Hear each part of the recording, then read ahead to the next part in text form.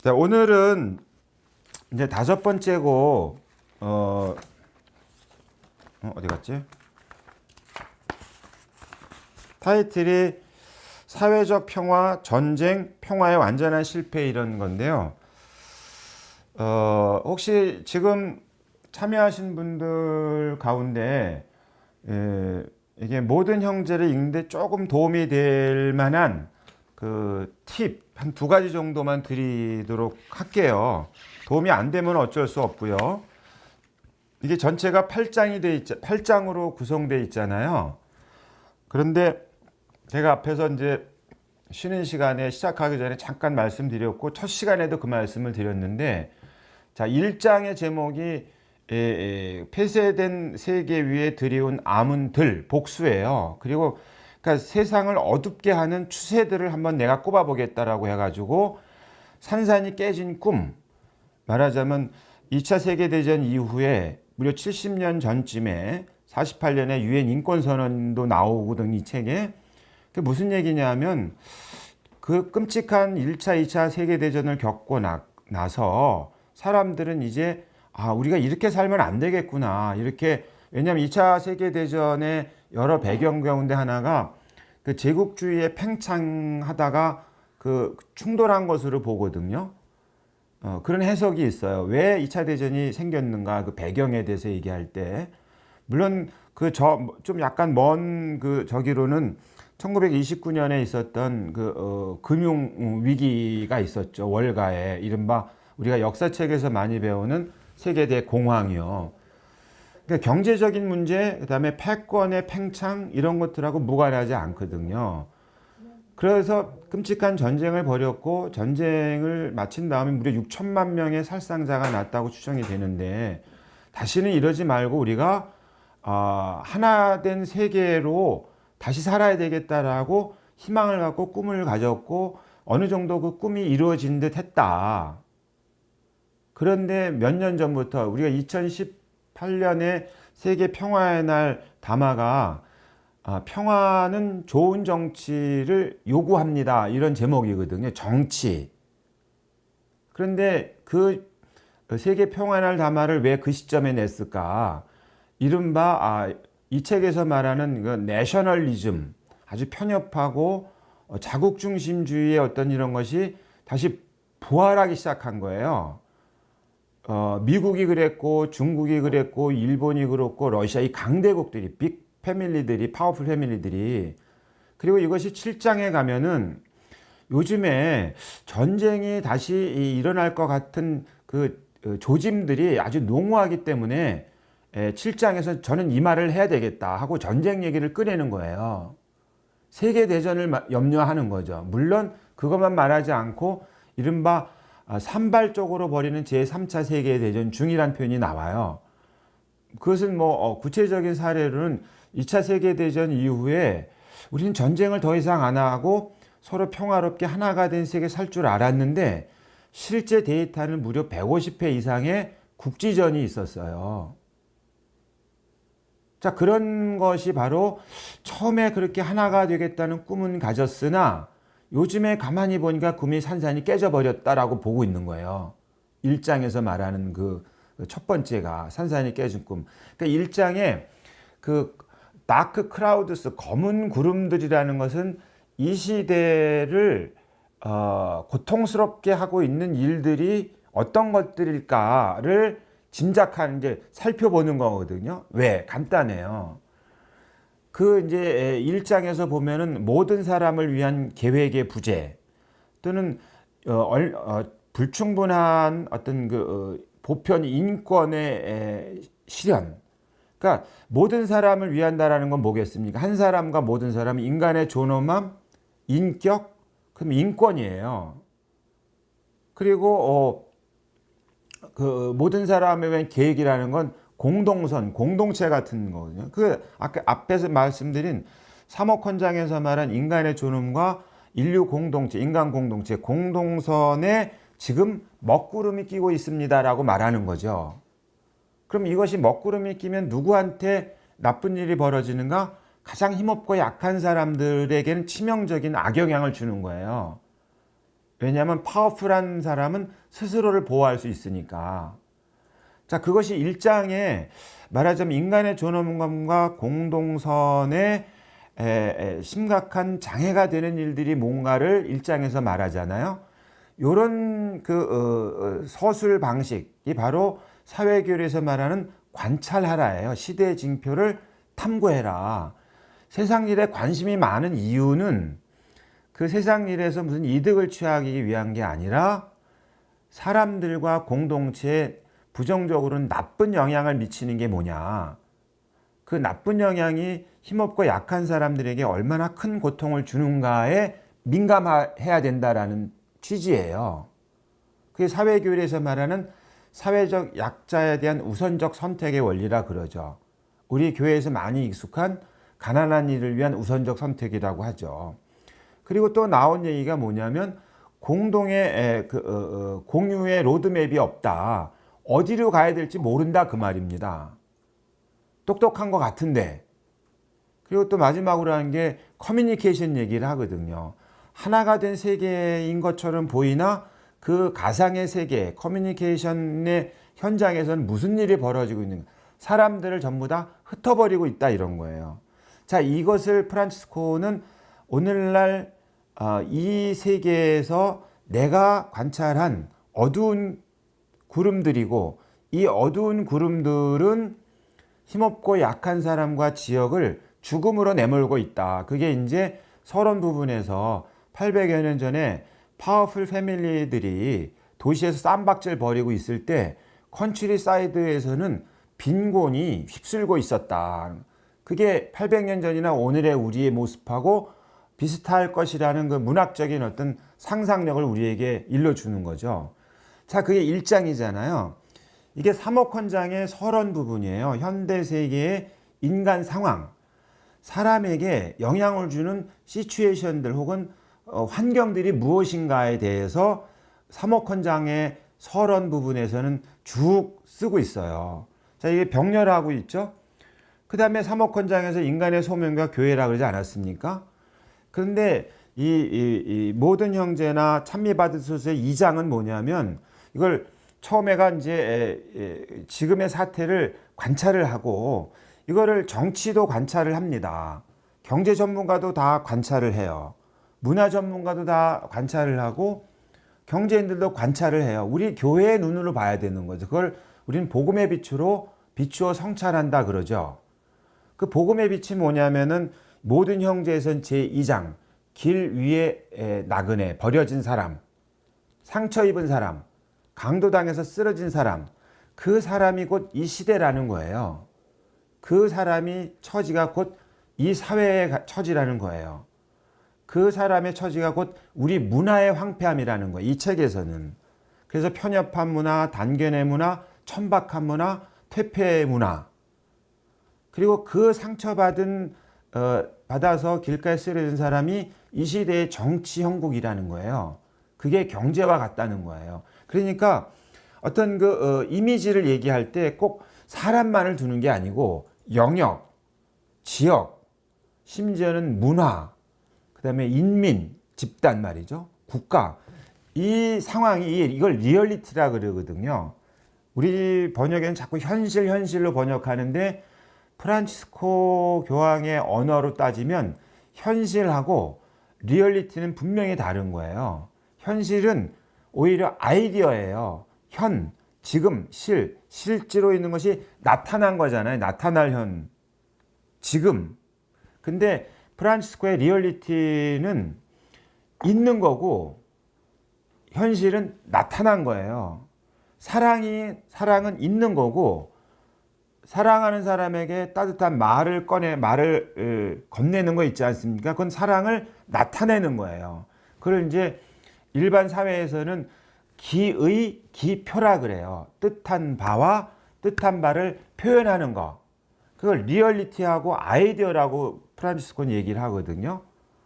그 사람도 리얼리티, 경제도 리얼리티, 정치도 리얼리티. 앞에서 잠깐 쉬는 시간에 그 이념 얘기를 하지 않았습니까? 그럼 인간이 사고할 수 있는 능력의 바탕을 둔 가치관이라는 게 있어요. 그러니까 value, 가치는 가치에 대한 태도는 리얼리티고 그것을 표현하는 방식들은 굉장히 많잖아요. 그게 사회주의가 됐든 자유주의가 됐든 신자유주의가 됐든 이런 것들이요. 이런 것들은 전부 다 들들들들 복수들이에요. 복수 여러 개. 그걸 프란치스코는 어떻게 비유를 들었냐면 제 얼굴 있지 않습니까? 이 얼굴이나 안경 쓴 얼굴이나 제 얼굴이잖아요. 제 얼굴은 하나인데 이걸 표현은 두 번 한 거예요. 안경 안 쓴 얼굴, 안경 쓴 얼굴, 흰머리 얼굴, 머리 민 얼굴. 말하자면 제 얼굴은 하나인데 얼굴을 표현하는 양식들, 기법들, 방법들은 여러 가지가 있다는 거예요.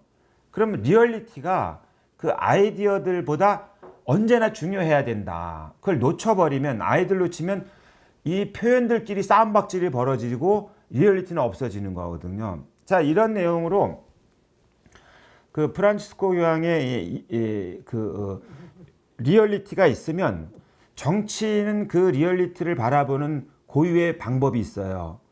그 리얼리티가 있으면 경제가 그 리얼리티를 바라보는 고유의 방법이 있어요. 그걸 현세 사물 질서의 자율성이라 그래요. 그럼 교회는 뭐냐? 이 모든 것들을 우리는 이른바 이성의 빛이라 그래요. 사람의 머리로 합리적으로 지성으로 파악할 수 있는 것들이에요. 대화할 수 있는 것이고 수용할 수 있는 것이고 보정이 가능하고 또는 그것을 보완이 가능한 거예요. 이거 더하기 교회가 얘기하는 건 이제 요한 바울 2세가 말씀하신 것처럼 이것이 이성의 빛이면 교회에는 어떤 빛이 있겠습니까? 신앙의 빛이 있다. 신앙의 빛.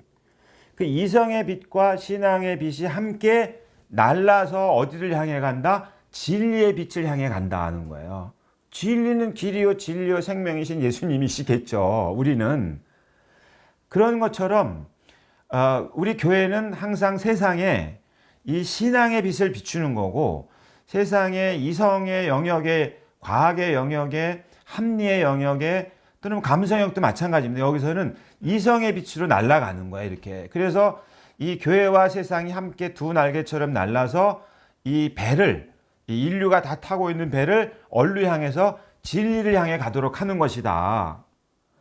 그래서 리얼리티가 있으면 정치가 바라보는 리얼리티, 경제가 바라보는 리얼리티, 문화가 바라보는 리얼리티 또는 이런 게 있다면 우리는 교회가 바라보는 리얼리티를 뭐냐? 그걸 우리는 신앙의 빛이라고 말하고 모든 형제에선 제2장의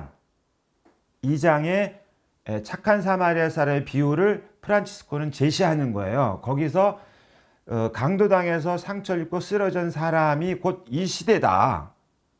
그리고 이 시대에 힘없고 약한 사람들이다. 버려진 사람들이다. 배제된 나라들이다. 배제된 사회다. 배제된 영역이다. 그래서 여기서는 변두리, 주변, 내민 그리고 앞에서 말하는 성을 쌓고 성 바깥에 황무지 같은 곳을 우리가 만들어가고 있다는 얘기를 하는 거예요. 그리고 내다 버렸다는 거예요. 누가? 우리가 내다 버렸다. 문화를 우리가 그렇게 만들었고 경제를 우리가 그렇게 만들었고 정치를 그렇게 만들었고 국제 질서를 그렇게 만들었다. 이 착한 사마리아 사람의 비유는 바로 그것에서 우리에게 묻는다. 너네는 내다버린 사람이 될 거냐? 그 내다버린 사람을 돕기 위해서 길을 나설 거냐? 그것도 아니라면 강도냐? 그것도 아니라면은 쓰러진 사람을 보고 지나가 버린 사람들일 거냐? 이제 그 얘기를 이 복음의 루카 복음의 말씀을 가지고 성찰하면서 거기서 세상에 대해서 할 말에 이른바 신앙의 빛으로 이제 3장부터 그 3장은 뭐겠습니까, 여러분? 읽어보셨으니까 아시겠죠, 이제. 3장은 그 2장이 이제 신앙의 빛으로 이제 앞에 1장이 닫힌 세계, 폐쇄된 세계에 드리운 암운이 아니겠습니까? 어두운 구름들 아니겠습니까? 그럼 당연히 가야 될 그 진리의 세계는 뭐겠습니까? 닫힌 세계가 아니라 열린 세계 아니겠습니까? 그럼 열린 세계를 우리는 구상할 수 있다. 그릴 수 있다. 희망할 수 있다. 왜? 착한 사마리아의 비유처럼 그런 사람이 된다면, 그런 사람, 그러니까 다친 사람을 도우러 나갈 수 있는 그런 마음을 갖고 있다면, 그럼 그 마음의 문제는 언제요? 사장, 열린 마음. 그러니까 1장에 아주 폐쇄된 세계에 아주 드리운 아문이라면 이거하고 대조가 되는 대조사회, 우리가 가야 될 세상은 거기죠. 열린 세계. 말하자면 제목으로 따지면 열린 세계를 구상하기. 그러니까 구상한다는 게 우리는 이제 뭐 구상한다는 게 꿈꾼, 이게 1장의 마지막 보면은 아니 그 서론 부분의 마지막 부분에 가면 함께 꿈을 꾸자. 깨진 꿈이었으나 꿈이 깨지긴 했으나 우리한테는 그럴 만한 역량이 있다. 희망도 있고 또 3장에 가면은 사랑이 있고 그다음에 저기 9장에 8장에 가면 신뢰가 있다. 신망애가 있다. 사람에 대한 하느님께 대한 신망애가 우리에게 뿌려져 있다. 하느님을 향하도록 사람을 향하도록. 그걸 믿고 발걸음을 옮기고 어떤 세계를 향해 할 거냐? 열린 세계를 구상하자. 함께 꿈을 꾸자. 함께 그리자. 그리고 그것을 싹트게 하자. 그게 가야 될 목표인 거죠. 말하자면. 자, 1장이 어두운 그림이라면 2장은 신앙의 빛을 비추고 3장은 말하자면 이성의 빛으로 우리가 구상할 수 있는 세상이 뭐냐를 얘기를 하는 거고 4장은 그 열린 세계를 구상하고 싹트게 하기 위해서 우리의 자세, 마음의 문제, 그리고 문화의 문제입니다. 내용을 여러분들이 읽어보시면 문화예요. 문화. 그리고 5장은 거기서 말하는 게 이 문화를 구체적으로 그 열린 세계 만남의 문화 그리고 개방의 문화 대화의 문화를 만들어가는 이 프로세스는 이게 개인의 인격적 차원을 말하는 게 아니기 때문에 저하고 여러분하고 관계에 누가 끼어들 이유 없잖아요. 사적인 경우에 프라이빗하거나 퍼스널하거나. 참고로 또 팁 하나, 이 사회교리 문헌에서 구별을 하는 용어가 대조가 되는 용어가 있습니다. 인디비주얼이라는 표현을 많이 쓰거든요. 그건 개별, 개인으로 번역을 많이 하는데 인디비주얼이라는 말하고 짝을 이루는 게 뭘 것 같아요? 이 대조가 되는 게. 개별이면은 뭐겠습니까? 커먼, 공동이요. 그다음에 프라이빗한 게 있지 않습니까? 사적인 거. 그럼 뭐하고 짝을 이루겠습니까? 퍼블릭이요. 공적인 거요. 그다음에 퍼스널이라는 표현을 쓰거든요. 그걸 우리말 번역으로는 자꾸 개인적 이렇게 번역을 하는데 그건 이제 앞뒤 문맥을 잘 봐야 되는데 그건 개인은 아까 인디비주얼이라는 용어를 쓴다 그러지 않았습니까? 적어도 영어상엔 그렇습니다. 퍼스널이라는 말을 쓸 때는 뭐하고 짝을 이루겠습니까? 소셜. 그럼 퍼스널은 개인적이 아니고 인격적이라는 게 맞습니다. 고유한 인격체로서 퍼스널하고 사회는 벌써 이미 그 인격이 맺은 어떤 관계들로 이루어진 무엇입니다. 개인들의 합의 사회가 아니에요. 개인들이 10명 모였다고 사회가 되는 게 아니고 우리 교회의 관점에서는 그 릴레이션십스, 그 관계 덩어리. 근데 이 관계는 항상 역동적인 관계. 그래서 사회도 행위의 주체가 되는 거예요. 그러니까 퍼스널한 선택도 있잖아요. 그럼 제 인격적으로 제가 선택한 거예요. 사회도 선택을 해요. 사회도. 자, 그런 점에서 이제 다시 돌아가서 이제 3장이 이제 열린 세계를 구상하기고 4장이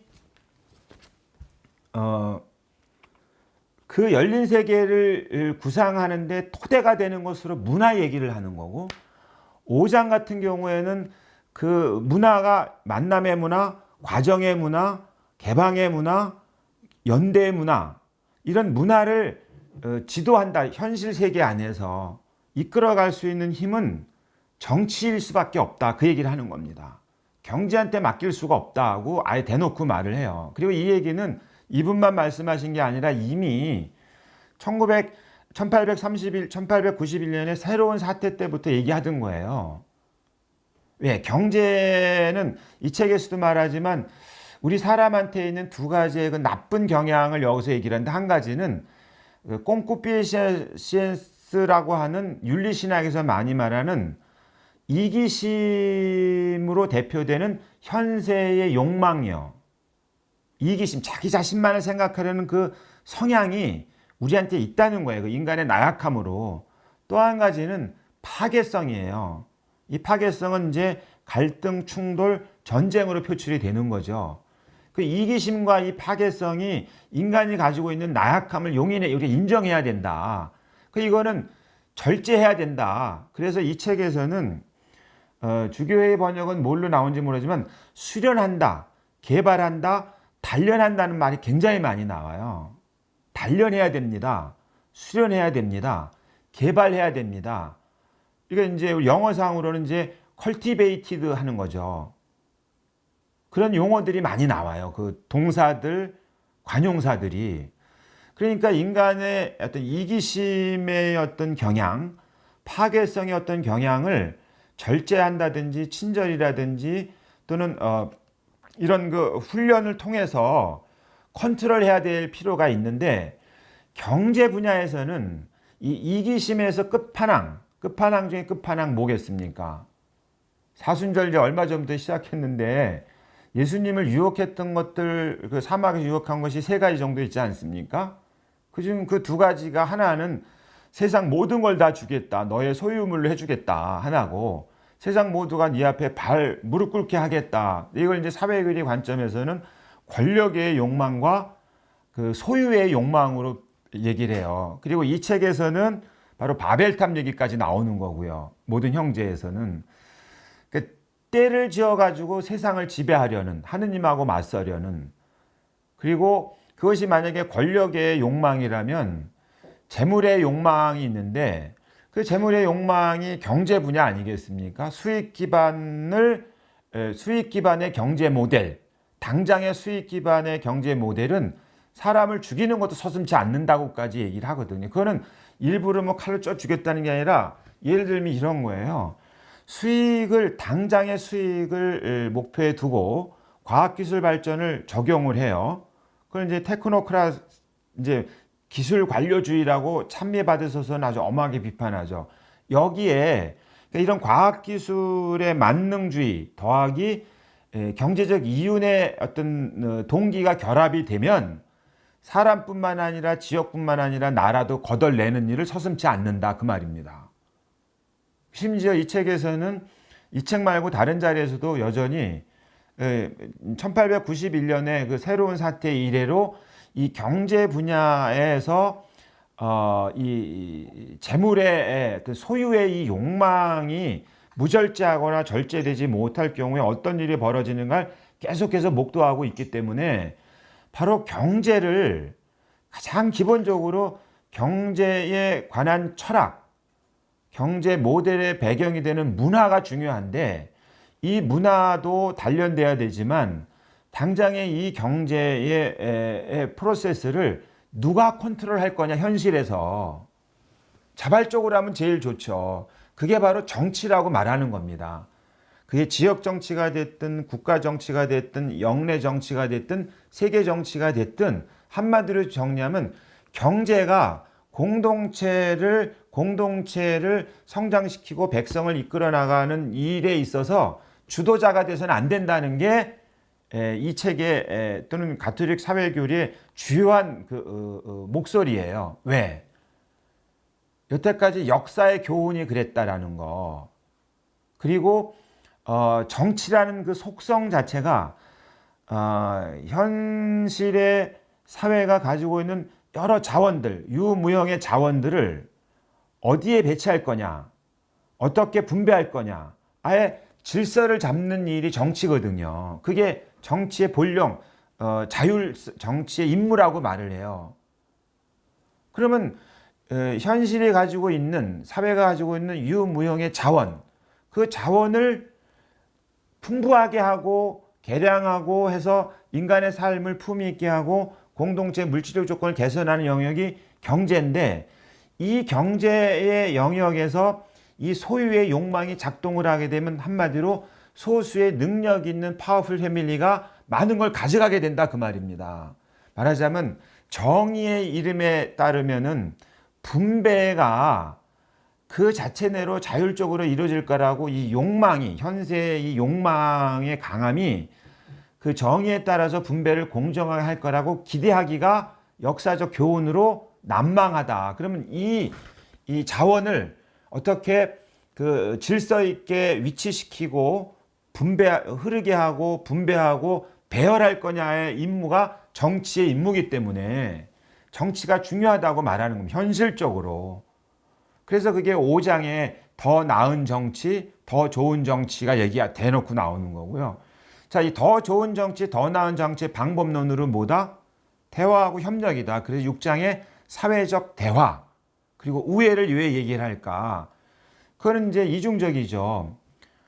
우리가 정치를 할 때 보면 지금은 우리 사회를 얘기를 해보면 지난주에 그 질문과 비슷하게 정치라기보다는 정쟁, 스트러글이라고 해요. 투쟁이라고 보는 거예요, 정치를. 권력 쟁취의 욕망이라는 게 있는데 이게 정치의 목적이라고 보고 있는 거예요. 그럼 권력이라는 게 뭐냐? 좋은 것도 아니고 나쁜 것도 아니에요.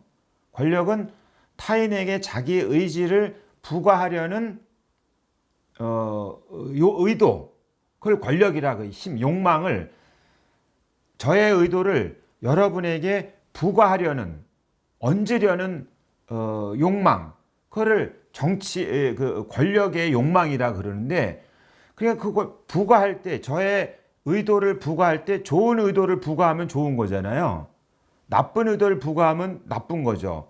대표적인 게 독재가 그런 것이고 그 나쁜 의도, 자기 맘대로 하고 싶은 의도를 강요하는 거니까 그 나쁜 정치가 되는 거죠. 나쁜 권력이 되는 거죠. 그러니까 정치든 경제든 그 자체로 좋다 나쁘다가 아니라 그게 앞에서 거듭 말씀드린 것처럼 인간의 존엄함과 공동선, 한 걸음 더 나아가서 프란치스코에게 와서는 미래의 선익에 어떻게 기여하는가. 그럼 그거를 기여하도록 활용하고 쓰는 건 누구겠습니까? 사회죠. 그리고 사회는 어떻게 구성되고 있습니까? 어떻게 작동하고 있습니까? 관계라 그러지 않았습니까? 관계는 사람과 사람의 관계도 있고 분야와 분야의 관계도 있는 겁니다. 가장 작은 사회가 가족이고 그리고 좀 더 큰 사회가 지역사회고 좀 더 큰 사회가 국가고 좀 더 큰 사회가 영내, 리전이고 좀 더 큰 사회를 세계 공동체라 그래요. 그러니까 사회 안의 대화라는 것, 우애라는 것은 단순히 퍼스널한 사람들 사이에 만나가지고 친하게 지내자가 아니라 정치 차원에서의 대화, 그리고 정치 차원에서의 우애를 말하는 거다. 왜? 지금의 정치를 보면 좋은 선한 의도를 부과하려는 그 힘으로 정치를 보는 게 아니고 그것을 복음의 기쁨에서 보면 영혼이 있는 정치인은 표현을 써요. 영혼이 있는 정치인. 이 책에서도 그런 참된 치국. 그리고 그 대화를 왜 얘기하냐? 만나가지고 집단과 집단 공적 대화를 하는 겁니다.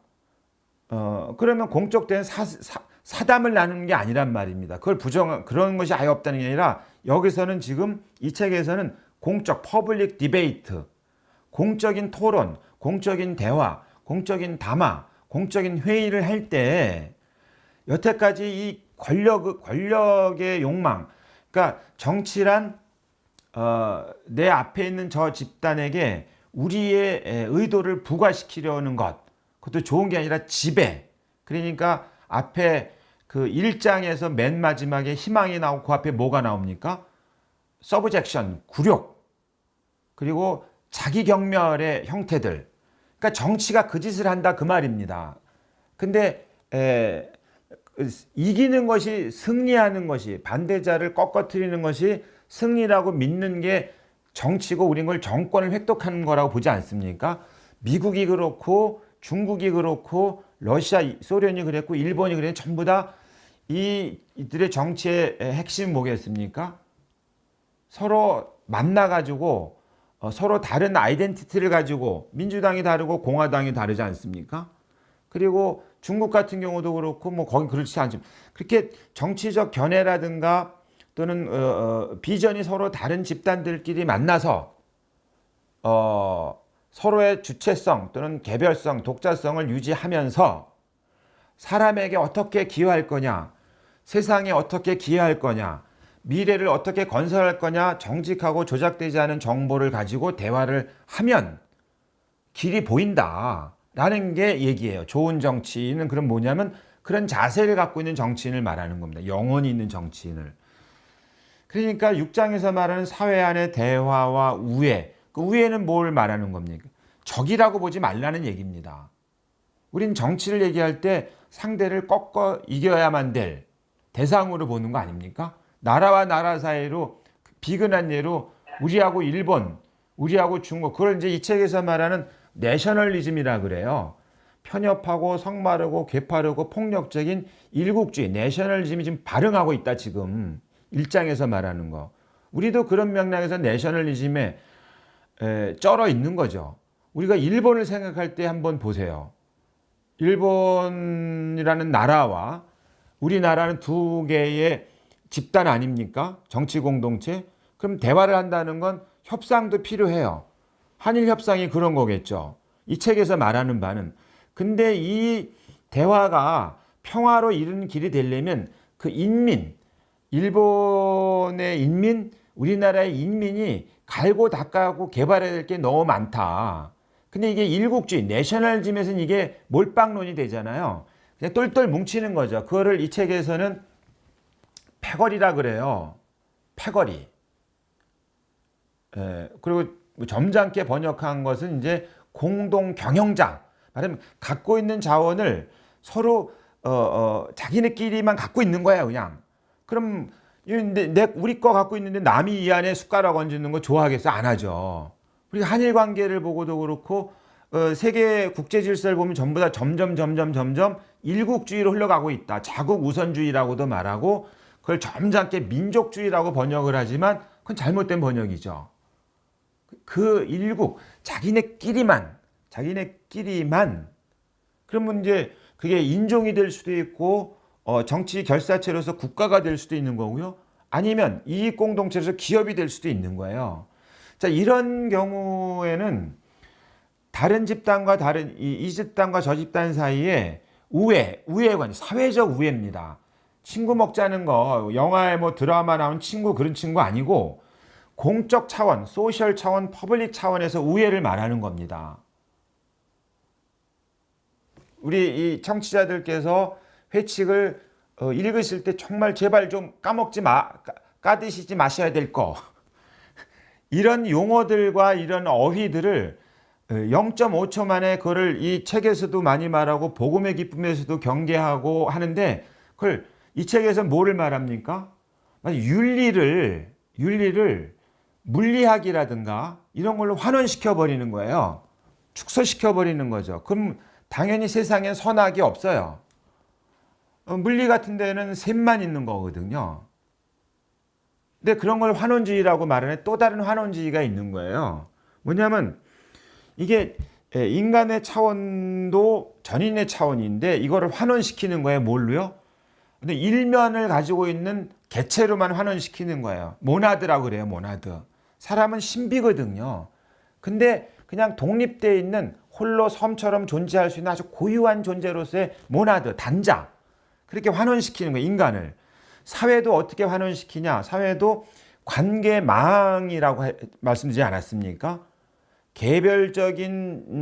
개별자들 사이의 관계망, 그 관계망들의 또 다른 묶음의 관계망의 또 다른 관계망, 그러니까 이제 맥락인 거죠. 그러니까 사회는 열려 있는 사회이고 사고하고 판단하고 행동하는 주체라는 표현을 쓰기도 하는 거거든요. 근데 이 사회를 뭘로 환원시켜요? 이해관계들을 가지고 있는 집단들의 합 정도로만 보는 거예요. 그런 걸 환원주의라 그러는데 왜 이 말씀드리냐면 분명히 이 회칙은 사회 회칙이에요. 소셜하다 그 말입니다. 퍼스널한 게 아니고 소셜한 것이고 퍼블릭한 거다. 공적인 것이고 커먼한 거다. 공통의 것이다. 근데 그렇다면 대화도 친구하고 만나서 하는 프라이빗한 다이얼로그가 아닌 거예요. 컨버세이션이 아니고 경제 분야와 정치 분야가 만나서 대화를 하는 거예요. 이게 이 집단, 사회니까 경제 집단으로서의 기업, 정치 집단으로의 정당 둘이 만나가지고 무슨 대화를 나눠야 될 거냐 할 때 이걸 둘을 싸워 이겨야 된다. 정경유착을 할 거냐, 정치가 경제를 지배할 거냐, 돈이 정치를 지배할 거냐, 이런 갈등, 충돌, 텐션의 관계가 아니라 둘의 관계는 다 아까 처음 말씀드린 뭐라고요? 수단이고 도구고 영역이다. 무엇을 위한? 사람과 공동체를 위한 수단이고 도구고 영역이다. 심지어 종교마저도. 그러면 만나서 무슨 얘기를 할 거냐? 정치와 경제가 만나서 얘기를 한다고 쳐봐. 이 얘기는 이제 찬미받으소서 5장에서 아주 많이 나오는 거예요. 정치 분야와 경제 분야가 만나서 대화를 하라. 왜? 지금의 생태의 재앙을 극복하려면 우리가 가지고 있는 모든 자원이 동원돼도 될까? 될뚱말뚱인데 가장 지구화된 규모 아닙니까? 생태 위기가. 그러면 세계 정치 질서, 세계 경제 질서가 생태에 미치는 영향이 무엇이었느냐에 대해서 정직하게 왜곡되지 않은 각각의 정보, 정치 영역에서의 정보, 경제의 정보를 갖다 놓고 테이블에 올려놓고 투명하게 한번 보자. 그러면 그 안에서 해결책을 나오는 빛이 비출 것이다. 종교도 기여하겠다. 그게 찬미받아서 책이거든요. 그러니까 대화를 얘기하는데 사회 안의 대화를 사람들이 모여있는 사적인 만남에서 대화를 말하는 게 아니라는 거. 우애라는 것도 마찬가지로 프렌드십이다. 이게 프렌드예요. 동반자예요. 동반의 기능, 동반의 분야, 동반의 영역인데 어디까지나 수단이다. 목적이 아니다 이게. 그런데 제가 왜 말씀 자꾸 드리냐면 이런 회칙을 보게 되면 이것을 0.5초 만에 퍼스널한 차원으로 인디비주얼한 차원으로 또는 프라이빗한 차원으로 환원시켜버린다는 말씀이에요. 분명히 정치에 관한 얘기를 하고 있는데 이것을 마치 저기 보면 정치에 관한 얘기하면서 정치적 까리따스, 사회적 까리따스 앞에다 왜 정치적 또는 사회적이라는 용어를 썼겠습니까? 지향하는 바, 품고 있는 뜻과 행동하는 양식과 그리고 나타나는 결과가 표현이 사적이지 않다는 얘기예요. 그래서 많이 말한 게 예를 벌써 몇 차례 들었지만 제가 정말 따뜻한 마음으로 여러분에게 이렇게 좋은 말을 하잖아요. 그냥 그거예요. 그런데 이 책에서 예를 든 거 정치인이 다리를 놓는 행위를 하는 거예요. 그러면 다리를 놓으려면 그 자원을 갖다 거기다 분배해야 될 거 아니겠습니까? 그럼 제가 지난번에 처음 말씀드렸잖아요. 아니 거기서 나룻배 운영하는 사업하는 사람들은 다리 놓는 거 좋아하겠습니까?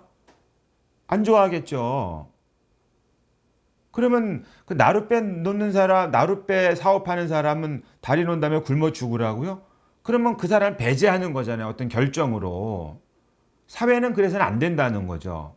그럼 정치인은 그 자원을 어떻게 분배할 거냐, 어떻게 배치할 거냐, 어디서 끌어올 것이냐, 그 과정에서 시민들의 합의를, 시민들의 의향, 지향, 뜻을 어떻게 하나로 모을 거냐. 그것에 심혈을 기울여야 되기 때문에 밤잠을 설치고 머리가 빠지는 거예요. 우리 참여하신 분들 가운데 제가 머리를 나쁘다 그런 게 아니라 머리카락 빠질 때 있지 않습니까? 너무 골치 신경 쓰면. 그런데 바로 그런 행위가 고결한 까리따스 행위라는 거예요. 한 사람을 업고 강을 건너는 게 아니라. 자, 그런데 이 사회적 대화, 사회 안에서의 대화도 그러니까 아젠다가 뭐겠습니까? 사회 현안이어야죠. 친구끼리 만나서 우정을 나누는 게 아니란 말입니다. 그 사회 현안이라면 당연히 이 책에서 많이 말하는 건 이제 3장에서 말한 열린 세계를 구상하고 싹트게 할 때 거기서 재산의 사회적 분배 얘기, 사회적 성격 얘기를 하거든요. 지금 우리는 우리 사회로 말하자면 사적 소유권에 대해서 거의 절대적이다시피 하지 않습니까? 그런데 사적 소유권이 절대적으로 여긴다는 얘기는 소유권을 처분권을 배타적으로 인정한다는 거거든요. 그 말이 아까 말씀드린 그 꽁꾸피인시아 이기심의 경향은 뭐냐면 나한테 이롭도록 그렇게만 그 재화를 활용한다는 거고 이용한다는 거예요. 내 앞에 있는 사람이 굶어 죽든 말든. 바로 그 3장에서 왜 열린 세계를 구상하고 그 싹트게 한다라는 그 항에 재산의 사회적 역할을 왜 집어넣었을까? 굳이 경제 분야가. 다시 말씀, 이 책에서는 2007년, 2008년에 경제 위기 있지 않습니까? 그 역사의 교훈을 새까맣게 까먹고 지금 여태까지 온 게 아니냐. 그 반성이 있는 겁니다. 그리고 그 불균형과 여기서 말하자면 시스템 자체가 사람을 내다버리지 않습니까? 그럼 그 내다버린 그곳은, 황무지 같은 그곳은 마피아들이, 아니 폭력이 거기서 자라난다 그 말입니다. 그걸 어떻게 평화에 이르는 길이라고 볼 수 있냐 이런 얘기죠. 자, 거듭 말씀드리지만 대화를 나눌 때 대화의 아젠다, 현안이 뭐냐? 이 책에서는 경제 문제도 얘기하는 거죠. 찬미받으소라는 책에서는 환경 문제, 인간 환경, 사회 환경, 자유 환경을 가지고 머리를 맞대고 선의의 뜻을 모으라는 거예요. 왜? 그게 힘없고 약한 사람들을 점점 낭떠러져 밀어가고 있으니까. 그 다음에 7장에 가서는 이제 그 평화에 이르는 오솔길인데, 이 사회 안의 대화 그리고 우애를 구축하면서 평화에 이르는 길을 얘기하잖아요. 사회적 평화, 마음의 평화를 또 말하는 게 아닙니다. 물론 마음의 평화를 부정하는 게 아니에요. 물론 사람의 마음 안에서 이미 갈등, 투쟁의 불꽃이 타고 있죠. 그게 점점 커져가지고 이게 대화제가 된다고 얘기를 해요. 맞아요. 근데 환원시키는 건 굉장히 위험하다. 무슨 말씀드리냐면, 여기서 말하는 건 평화는 사회적 평화다. 사회적 평화. 1장에서 로드맵이 없다 그랬거든요. 지금 깜깜한데, 예? 아주 어두운 구름이 깔려 있으니까 속이 깜깜하지 않습니까? 깜깜한데 빛도 없어요. 한 줄기 빛도 안 비친다면. 이 책에서 이제 2장이 한 줄기 빛인 거죠. 신앙의 빛, 3장이 이성의 빛. 그런데 1장 같은 경우는 현상을, 리얼리티를 지금 묘사하고 있는 건데, 그곳에 로드맵이 없어요. 지도가 어디로 가요? 깜깜한데. 찬미받으소서는 어떻게 해요? 인류가 정말 잘 먹고 잘 살고 잘 살아보세요 하면서 200년을 냅다 달려왔는데, 정신없이 달려왔는데 컴파스가 없는 거예요. 나침반이. 찬미받으소서는 그런 표현을 써요. 저 앞에 십자로가 있는데 표지판이 없어요. 주머니를 뒤져보니까 나침반이 없는 거예요. 지금 인류가 그 형국에 와 있지 않냐. 생태 재앙을 그렇게 묘사해요. 이 책에서는 무슨 얘기냐면 로드맵이 없다. 도로 지도가 없다는 거예요. 어디로 가야지 목적지에 이르는지. 말하자면 어느 길을 가야 3장 열린 세계로 가고, 어느 길을 가야 말하자면 평화의 길로 가는지, 목적지로 가는지. 물론 당연히 목적지는 어디입니까? 우리는 평화예요. 평화. 그리스도 우리의 평화죠. 세상 사람들은 이성의 빛으로도 평화를 갈망하는 거죠. 그 인격적으로는 충만함이라고 말하고, 사회를 말하면 모두를 포용하는, 누구까지 100마리 어린 양 가운데 마지막 양까지. 그래서 그거를 인간의 존엄함에 그 누구도 제외되지 않는 그 아주 원대한 목표. 그리고 그 사회가 다양한 사람들이 각자의 목소리, 각자의 표정, 각자의 유산, 각자의 역량을 가지고 함께 모여서 사는 거. 그리스도 왕 대축일 때 하느님의 나라죠. 그리스도 왕국, 자유의 나라, 정의의 나라, 평화의 나라, 그리고 아름다움의 나라로 소이다는 그 나라를 향해 가는 그 평화에 이르는 길. 근데 그 길을 갖다가 대로라고 안 그러고 오솔길이라 그래요. 이 얘기 이제 복음의 빛망하고도 연상이 되는데, 한 백성을 일으켜 세운다라는 말과 빌딩업 한다는 말과 평화 메이킹 하는 거, 평화 메이커, 평화를 이루는 거하고 같이 써요. 빌딩업, 평화를 세우기, 한 인민, A people, 인민을 일으켜 세우기. 그것을 이제 프란치스코는 복음의 기쁨에서 4가지 원리로 설명하거든요. 여기도 그 4가지 원리가 곳곳에 들어가는 거죠. 그런데 이 평화에 이르는 길에 우리가 꿋꿋이 발걸음을 내기르려면, 우리에게 있는, 아까 제가 상처 얘기지 않았습니까? 길가에 내버려진 그 사람, 두들겨 맞고 상처 입은 그 사람 있지 않았습니까? 말씀드렸는데, 우리의 이 평화에 이르는 길에도 우리가 반드시 직면해야 되고, 기억해야 되고, 바라봐야 되고 그것을 뭐 저는 그런 비유를 쓰는데 디딤돌로 삼아야 될 사건들이 있는데 그게 바로 전쟁이라는 겁니다. 전쟁 상흔이라고 흔히 그러잖아요. 우리 같은 경우는 한국 전쟁하고 또 폭력적 지배인 한일 관계 지금 70년이 지나고 한일 관계는 벌써 100년이 지나도록 계속해서 지금 앙금으로 남아있지 않습니까? 근데 이걸 우리는 치유하지 못하고 있잖아요. 남북관계 치유의 길로 가고 있습니까? 저는 가끔 또 그 생각을 하는데 교회도 여기서 한 발짝도 못 나가고 있는 거죠. 한일 관계도 마찬가지고요. 그래서 8장의 마지막에 보면 이제 종교일 얘기를 할 때 바로 종교가 바로 그 평화의 표지가 될 수 있다. 이 종교와 저 종교. 대표적으로 프란치스코가 이제 심혈을 기울여서 이 책을 쓰면서 영감을 받았다고 하는 말하자면 이슬람의 최고 지도자와의 만남에서 한 그 다큐멘트가 있어요. 뒤에 이제 8장에서 일부를 소개하고 있는데 한번 기회가 되면 찾아보시기 바랍니다. 이 책에서 자주 인용했는데 이슬람이거든요. 이쪽엔 그리스도교 아닙니까? 근데 최근에 들어서 지난 몇십 년 사이에 이슬람과 그리스도교 문명권의 충돌을 얘기하지 않습니까? 근데 이 책에서는 동방교회와 서방교회 사회의 만남에 대해서 또 얘기를 해요. 그러니까 종교의 임무와 역할이 평화의 표지, 만남의 표지, 대화의 표지, 일치의 표지가 돼야 한다라는 역설이죠. 그런 그 역설에 비하면 이것은 처음 있는 일이 아니고 이미 2차 바티칸 공의회에서 결실이기도 한 겁니다. 2차 바티칸 공의회 역사를 보면 다른 종교인들을 초대하기 위해서 혹은 그리스도교회 내 다른 교파의 대표들을 초대하기 위해서 23세 교황하고 그 담당했던 추유하고 모진애를 씁니다. 모진애를 왜 썼겠어요? 교회 내에서 그 아이덴티티를 고집한 나머지 갈라져 나간 사람을 배척하려는 태도요. 교회 안에서조차 이게 어렵고 종교라는 것조차 이런 그 일치의 표지, 화해의 표지, 평화의 표지를 이루지 못한다라는 얘기를 8장에서 합니다. 그가지고 정반대가 뭐겠습니까? 극단이. 종교를 이용해가지고 폭력을 행사하는 거예요. 그걸 테러리즘이라고 말을 하는 거죠. 아주 직접적으로는 사람의 생명을 그리고 공동체를 파괴하는 거지만 종교를 빌미로 해서 또는 피부색을 빌미로 해서 또는 국적을 빌미로 차별하는 거예요. 그런 것도 역적은 폭력의 정세라 그러고 이 폭력의 정세가 너무 일반화돼서 이미 산발적으로 벌어지는 제3계 3차 대전을 구성할 정도로 흔해졌다. 이 책에서 두 번의 그 산발적으로 벌어지고 있는 제3차 세계대전이 두 자리에서 나오는데요. 한 자리는 조금 전에 말한 폭력의 문화, 조금 전에 말씀드린 뭐 직접적으로는 테러리즘도 해당이 되는 겁니다. 그리고 국지전도 해당이 되는 거고 종족 간의 분쟁도 해당이 되는 것을 말하는 거고요. 또 한 가지는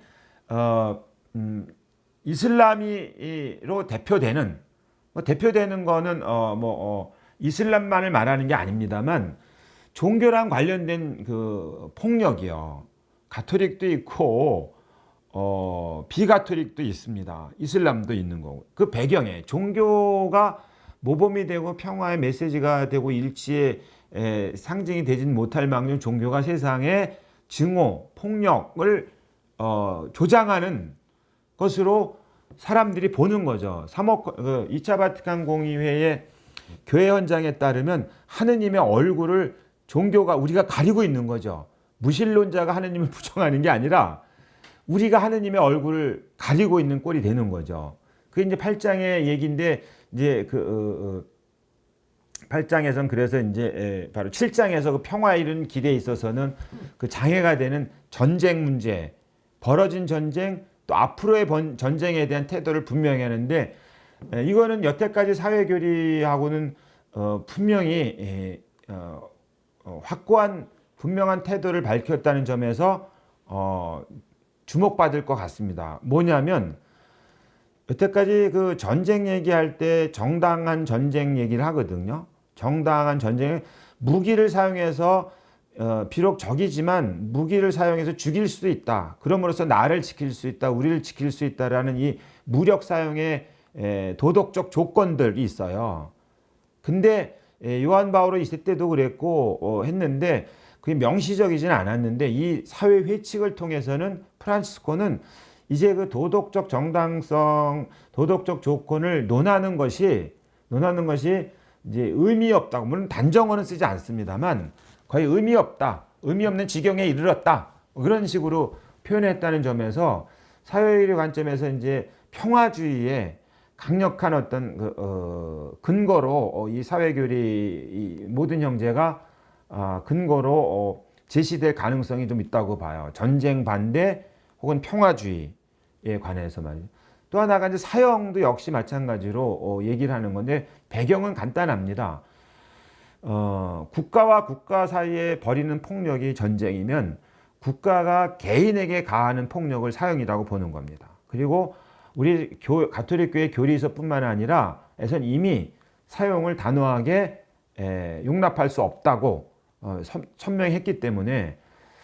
근데 이제 제가 이 문제 두 가지 평화에 이르는 오솔길에 있어서 이 전쟁과 사형 문제를 좀 더 이렇게 말씀드리냐면 이 두 문제가 우리 사회에서는 특히 한국 천주교회는 언급을 회피하는 문제다.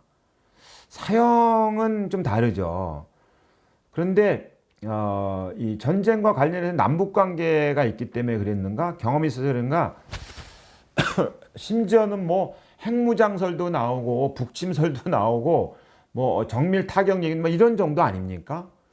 그 여차하면은 전쟁에서 차라리 뭐 이런 얘기까지 하는 거 보면, 그리고 상당수의 사람이 그런 발언을 한다는 얘기는 마음속에 그런 어떤 지향이 있고 그 지향이 마치 그 지하수에 샘물이 하나는 모이는 것처럼 어느 시점이 되면 그게 정치적 혹은 정략적 어떤 폭력의 조장 또는 그것을 통해서 당리당략을 꾀하는 사람들의 선동에 의해서 폭발할 수도 있다. 그리고 그것이 폭발하지는 않더라도 끊임없는 분열과 긴장의 소재로 작동할 수 있다는 점에서 우리 교회가 이 전쟁과 관련해서는 한국 천주교회 같은 경우 좀 분명한 태도를 취했으면 좋겠다는 바람을 갖는데 그렇게 될지 모르겠습니다. 사형 같은 경우도 사실은 사형 반대 운동이나 이런 걸 많이 하긴 하는데 교회가 공식적으로 하는 행동으로서는 1년에 한 번 퍼포먼스 하는 정도? 강력한 어떤 왜냐면 그 퍼포먼스는 하는데 대사회적으로 하는데 제 기억으로 말이죠. 제 경험으로 교회 내에서는 그 말을 안 한다는 겁니다. 강론대에서나 교리교육 시간에 신부님들이나 수님들이 사형은 어찌어찌한 것이고 어찌한 것이라고 그렇게 분명한 태도로 말씀하시는 분들을 교회 안에서는 별로 만나본 적이 없어요.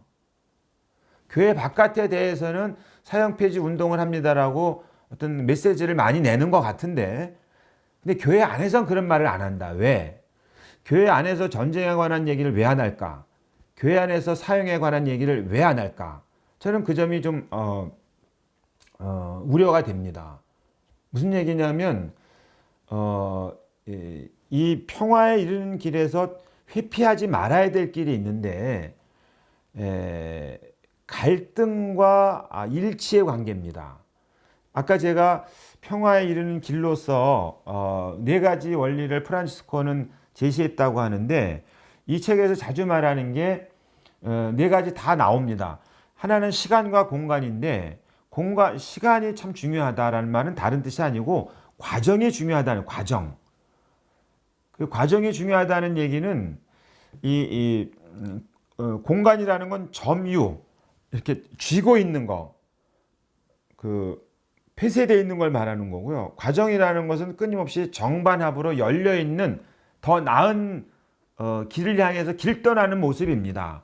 현재에 안주하지 않을 뿐만 아니라 더 나은 세상을 위하여, 더 나은 선을 위하여, 더 나은 품위를 위하여 번거롭고 귀찮지만 끊임없이 길을 떠나는 겁니다.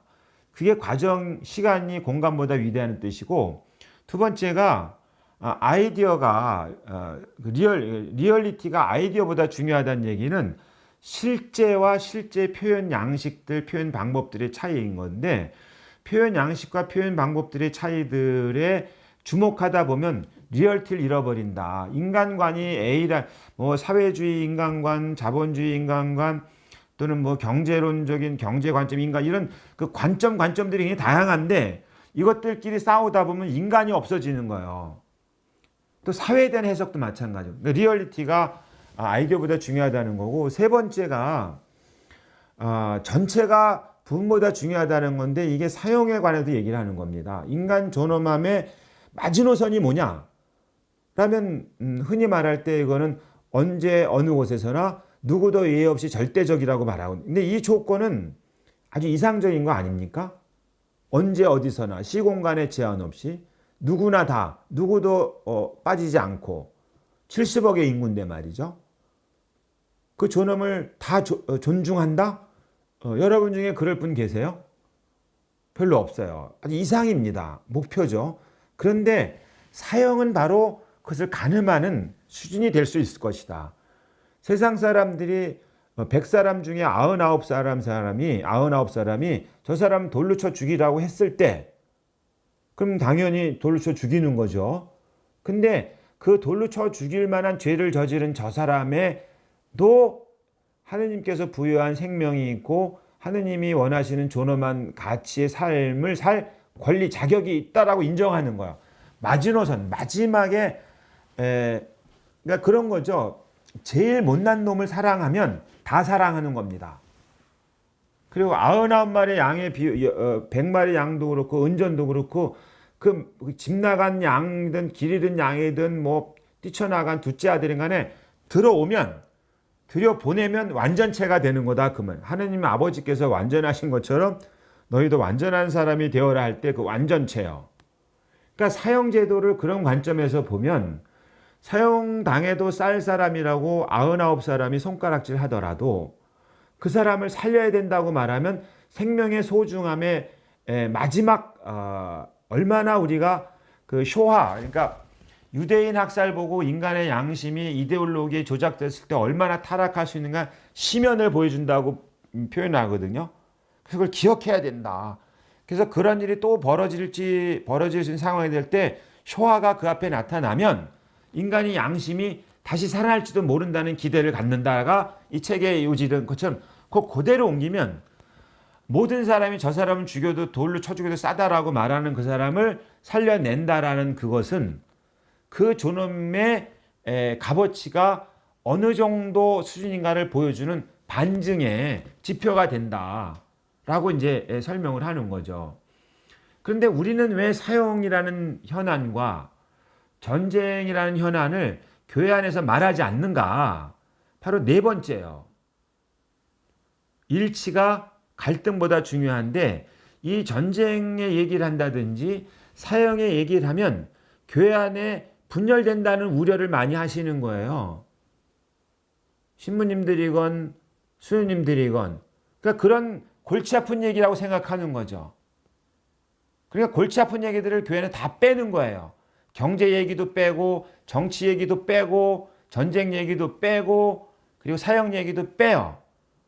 그리고 하는 얘기는 뭐냐? 아까 환원주의인 것처럼 사적인 얘기들로 제한하는 거죠. 그럼 무슨 일이 벌어진 거냐? 이성의 빛과 신앙의 빛도 아니죠, 사실은. 그 사적 영역의 신심의 빛이라고 보는 게 맞습니다. 신앙하고는 다릅니다. 그 벽을 사이에 두고 바깥의 세상엔 이성의 빛으로 토론이 벌어지고 있는데 교회 안에서는 신심의 빛으로 세상에서 가장 우리 사회에서 가장 핫한 그리고 의미가 깊은 현안에 대해서 침묵하고 있는 일이 벌어지는 거죠. 그러니까 신앙과 생활이 철저하게 유리되는 개인의 신앙과 개인의 삶이 그렇게 분열된 것처럼 교회의 내부의 이슈, 아젠다, 대화의 소재, 교회는 사회 아니겠습니까? 사회 내의 대화, 그건 교리의 주제이기도 하고 그래서 2장의 마지막 장에 가게 되면 제발 교리교육과 말씀의 선포 강론이겠죠. 인간 실존의 사회적 의미에 대하여 사회생활의 정의와 존엄의 가치에 대하여 또 우리가 믿는 신념이 얼마나 사회적이고 공동체적에 관하여 좀 분명하게 정확하게 말할 필요가 있고, 신학은 그것을 발전시킴으로써 고결해진다 그러는 거거든요. 그게 이제 8장에서 우리가 평화에 이르는 오솔길, 우리는 그런 맥락에서 보면 우리 사회에서 일치와 갈등 얘기할 때 우리는 갈등을 불러일으킨다라는 우려를 미리 하고 말하자면 덮어요. 그리고 아무 일도 없었다는 듯이 가만히 있는 걸 평화라고 생각하는 거죠. 그러면 영혼은 이제 쇠락해지는 거죠. 그리고 그 전쟁을 얘기한다든지 사형을 얘기하게 되면 신앙의 빛으로 말하지 않으려고 해요. 세상의 논리대로 말하려고 하는 겁니다. 그러니까 싸움이 벌어지는 거예요. 전쟁을 얘기해도 진보와 보수가 싸우고, 사형을 얘기해도 진보와 보수가 싸우는데, 엄밀히 말하면 진보도 아니고 보수도 아니고 자기 신념 욕망이죠. 그럼 정치하는 사람과 경제하는 사람의 또는 문화생활하는 사람들의 가치관으로 전쟁에 대한 의견 대립이 생길 수 있고 대화가 이루어질 수 있고 논쟁이 벌어질 수 있지 않겠습니까? 싸움이 아니라, 그러면 전쟁을 극복하는, 전쟁의 상처를 치유하는 길로 나아갈 수 있으려면 그래야 되는 거 아니겠습니까? 덮어진다고 상처가 없어지는 게 아니잖아요. 망각한다고 답이 되는 건 아니잖아요. 화해가 이루어지는 건 아니잖아요. 한일 관계도 그렇고 말이죠. 그러니까 그런 것을 보면 종교의 임무와 역할에서 종교가 평화의 서비스를, 평화에 말하자면 직무를 수행해야 된다 라고 8장에서 말하면, 종교와 종교 사이에서 무슨 대화를 해야 되냐, 만나서 정의에 관한 이야기. 그럼 불의를 어떻게 개선할 것인가, 부의 불균형 분배를 어떻게 개선할 것인가, 존엄에 관한 이야기, 인권에 관한 이야기.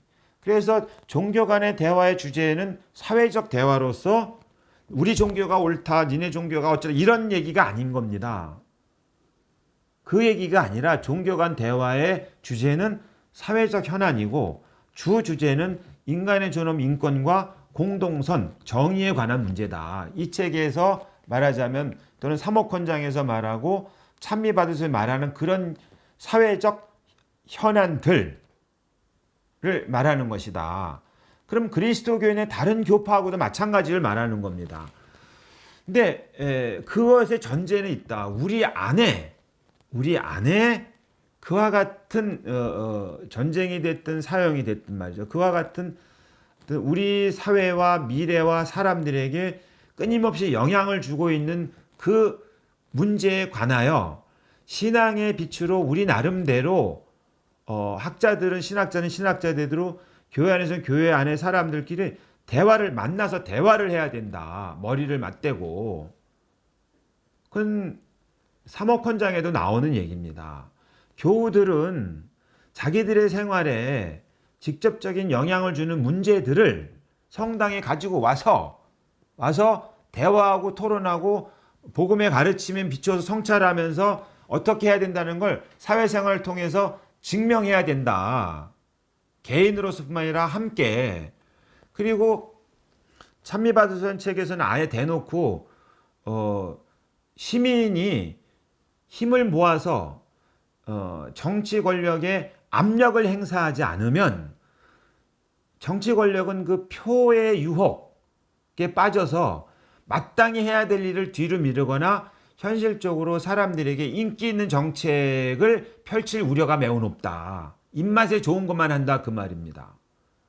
그리고 시민들이 힘을 모아서 예를 들어서 소비자 불매운동 같은 압력을 행사하지 않으면 경제는 자칫 그 길을 잃어버려서 수익에만 몰두하는 일을 벌일 수도 있다. 자연환경을 개념치도 않고. 그게 찬미받으소의 얘기인 겁니다. 그럼 이것은 사회교류를 말하면 연대의 의무이기도 하고 참여의 의무이기도 하고 책임의 의무이기도 한 겁니다. 오늘 저는 이제 사회적 평화, 그 사회적이란 말이 중요한 겁니다. 사회적 사랑, 사회적 정치적 사랑, 근데 우리는 사랑을 얘기를 자꾸 개별 행동으로 재촉해. 여기서 이 책에서는 이제 우리말 번역으로는 이제 아마 유도된 번역, 그냥 어쩔 수 없이 나오는 사랑이 있어요. 그건 사람이 좋은 사람 만난 마음이 끌려가지고 내 마음에서 뭔가 뛰쳐나가 저 사람이 향해 가지 않습니까? 거의 뭐 엑스타시의 법이라고도 말을 하죠. 그런 사랑도 있는데 그런 사랑 말고 명령된 사랑이 있어요. 하느님의 까리따스가 우리에게 요구하는 사랑이 있다 그 말입니다. 우리 인간의 감성으로 하느님이 주신 어떤 인성에서 자연스럽게 작동하는 엑스타시의 법, 사랑이 있어서 우리는 어떤 대상을 향해 자꾸 나간단 말입니다. 막 끌려가는 거죠, 이렇게. 하고 쫓아가는 거죠. 나도 모르게. 맨날 대중가요에서 말하는 사랑이 다 그런 거 아닙니까? 내 마음 나도 몰라. 딱 몰라요. 그냥 막 가는 거예요, 막. 그게 아름다움이든 무엇든 간에 내 마음을 잡아 끄는 그런 사랑이 있어요. 근데 명령받은 사랑이 있다는 겁니다. 하느님의 까리따스가 우리에게 명령하는 바. 그거를 정치 및 사회 차원의 까리따스라 그러는 거예요. 이건 의무처럼 하느님이 명령한 거예요. 그래서 그 말에 많은 뜻을 쓰는 게 소환장이란 말이에요. 소환장. 쉽게 말하면 우리가 사회적 약자를 위해서 무엇인가를 제도를 개선하고 사회적 중재를 이끌어내야 되고 어떤 질서를 만들어내는 이유는 그 사회적 약자에게 약자는 우리에게 그걸 요구할 권리가 있다는 거예요. 우리에게. 우리는 의무만 있는 거예요. 왜? 하느님의 까리따스가 우리에게 그걸 명령하기 때문에요. 왜? 그 사회적 약자는 하느님께서 가장 먼저 더 열렬히 사랑하는 존재다라는 거예요. 앞에서 말씀드린 거랑 비슷한 맥락인데요. 가장 보잘것없는 이스라엘. 예수님의 시대에는 가장 형편없는 더러운 영에 걸린 그 자들. 예수님이 그 자들에게 하느님이 그 이스라엘에게 사랑을 보여주면 구약에서는 만민이 내가 어떤 하느님인지를 안다. 내가 이스라엘을 얼마나 사랑했는지를 뭇 민족들이 보면 내가 어떤 하느님인지를 안다. 자기 계시가 이루어진다 그 말입니다. 그러니까 이스라엘은 하느님의 자기 계시의 얼굴 같은 거예요. 그럼 신약 성경에 가장 보잘것없는 사람은 뭐겠습니까? 목마르고 배고프고 헐벗고 떠돌아다니고 병들어 누워있고 그런 사람이요. 그리고 마태복음 말하면 가난한 사람, 아나윈. 하느님에게만 의지할 수밖에 없는, 세상에 그 누구도 그 무엇도 그를 지켜주지 않는 그 아나임에게 행복하여라라고 선포한 예수님. 그리고 마태복음 25장에 하면 그에게 해준 게 나한테 해줬다는 그거. 그게 바로 예수님을 세상에 드러내는 표지가 되는 거예요. 다시 말하면 사회적 약자는 세상에 드러난 하느님, 예수님이란 얘기입니다. 그러니까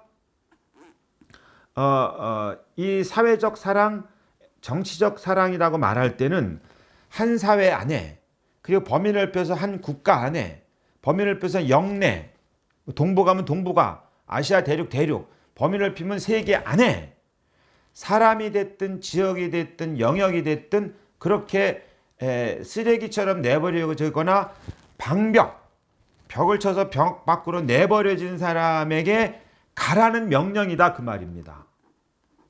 그걸 까리따스 앞에 사회적, 정치적이라는 표현을 쓰는 겁니다. 그래야만 1장에서 말한 이놈의 이 세상이 어떻게 돼가고 있는가, 사회를, 지역을 쓰고 쓸 만큼 다 쓴 다음에 내다버리는 세계라 그래요. Throw away world. 따옴표 쓰죠. 내버리는 세계. 누구를 내버리나? 사람을 내버리고 가난한 나라를 내버리는 거예요. 찬미받을 수는 힘없고 약한 자연을 내버리는 거예요. 그냥 내버리는 게 아니라 쓸 만큼 다 쓴 다음에. 그 내버리는 사람의 대표 선수로 이 책에서는 두 사람을 얘기를 하죠. 노인들과 그리고 장애를 가진 사람들로 내다버리는 사람을, 불필요한 거예요. 쓸데가 없는 거예요. 유용하지가 않은 거예요. 그런 것도 대표적인 표현을 쓰는 거거든요. 그런데 이 평화에 이른 길에서는 그렇게 세상에 내다버리는 그 사람들을 껴안으면 그 사형제도와 같은 겁니다. 죽을 말 그냥 다 버려도 되는 그 사람을 끌어안으면 다 끌어안는 거다, 이런 논리죠. 그게 평화에 이르는 길이어야 한다. 자, 정리를 해봅니다. 1장이 어두운 그림이에요. 그림자예요. 어두운 구름이에요. 2장은 복음의 빛으로 빛을 비추는 겁니다. 3장은 이성의 빛으로 빛을 비추는 겁니다. 이것을 위해서 반드시 필요한 것이 4장의 열린 마음 문화입니다.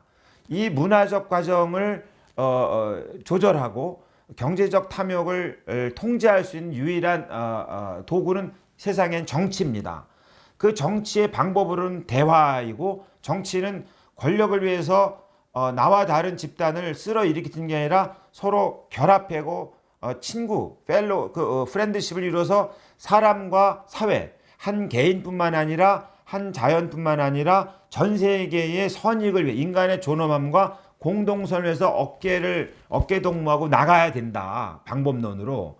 그 나가는 길에서 말하자면 우리가 극복해야 되거나 혹은 가야 될 어떤 로드맵으로서 평화의 오솔길인데, 거기서 넘어가야 될 한번 다루고 넘어가야 될, 묻고 가지 않고 다루고 넘어야 될 것으로 전쟁과 사형의 얘기를 하는 것이고, 마지막 장에서는 이 평화를 위해서 교회가 해야 될 임무가 있는데, 아주 극단적인 반대로 테러리즘은 꿈도 꾸지 말아야 된다라는 것이고, 더 나아가선 종교와 종교, 같은 종교 안의 여러 교파 사이에 모범, 대화, 만남의 문화로, 대화의 문화로, 공동의 선, 정의의 문제로, 인권의 문제로 결합해서 모범을 보여야 된다.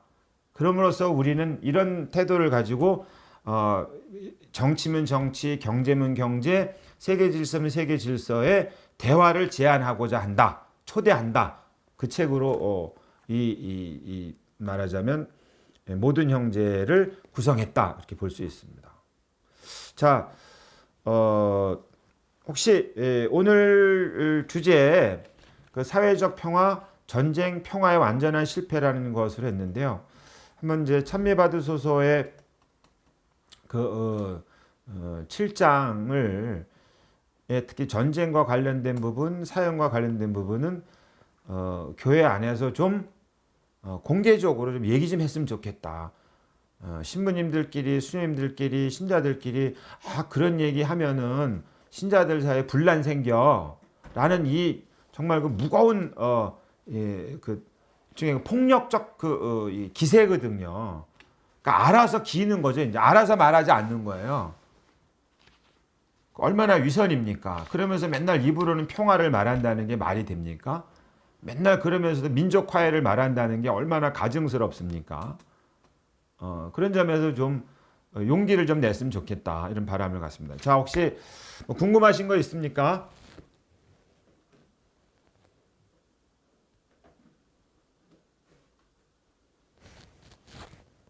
없어요? 혹시 궁금하신 거 없습니까? 없다 그러네요. 우리 진행자 어때요? 없는데 빨리 나가요? 고맙습니다.